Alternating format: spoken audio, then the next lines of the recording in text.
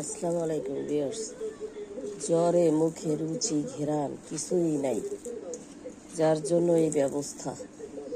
মরিচ, শুকনো মরিচ টাইলে গুঁড়ো করলাম, তারপরে পেঁয়াজ, মরিচ, লবণ দিয়ে ভালো করে চটকায়, তার ভিতরে গরম ভাত দেখিয়ে এইটা খাইলে একদম ঘেরানি ছিল না।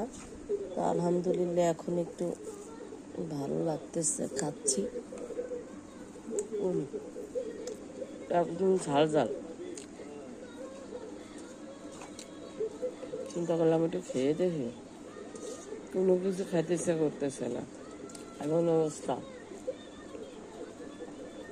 বাহিরে একদিকে যেমন বৃষ্টি, এরকম এই বৃষ্টিতে কত সুন্দর রান্না করে খাওয়া যায়। মুখে যদি কোনো স্বাদই না থাকে, ঘ্রাণ না থাকে, কি রান্না করি আর কি খাই বলেন? এই জন্য তো ডিম ভর্তা করলাম। ও ভুলে গেছি, সরিষার তেল যে দিয়েছি তা মনে নেই। বুঝলেন অবস্থা, একদম ঝাল ঝাল, সরিষা ঘেরান আসতেছে,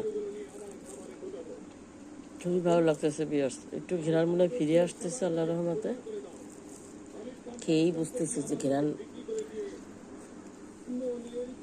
ফিরে আসতেছে না, সরিষার তেলে ঘেরান পাচ্ছে।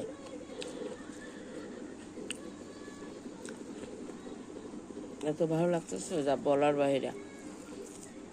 সে সময় খাবার নিয়েছি কিন্তু খাইতে পারিনি, রেখে দিছি।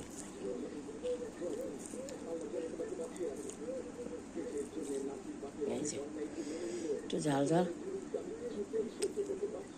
পেঁয়াজ চাবাচ্ছি,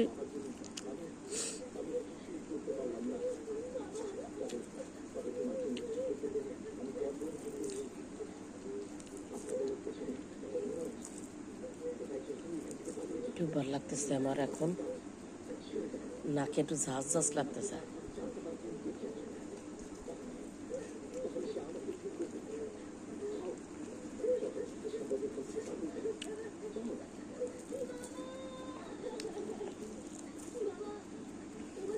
যে এরকম মুটে মুটে করে খাচ্ছে বিয়ার, সে ছোটবেলার কথা মনে পড়ে যায়।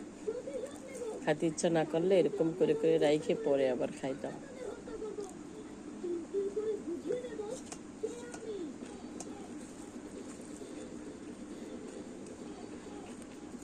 গাবলা করে খাচ্ছি, দেখেন বিয়ার, এই গাবলাটা দিয়ে ভাত খাই।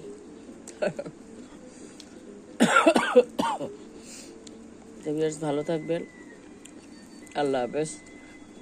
আপনারাও খাইয়ে দেখবেন। ঝাল ঝাল ডিম ভর্তা, মরিচ, পেঁয়াজ, ডিম আর সরিষার তেল মাখায় সেই খানা খাবেন আপনারা,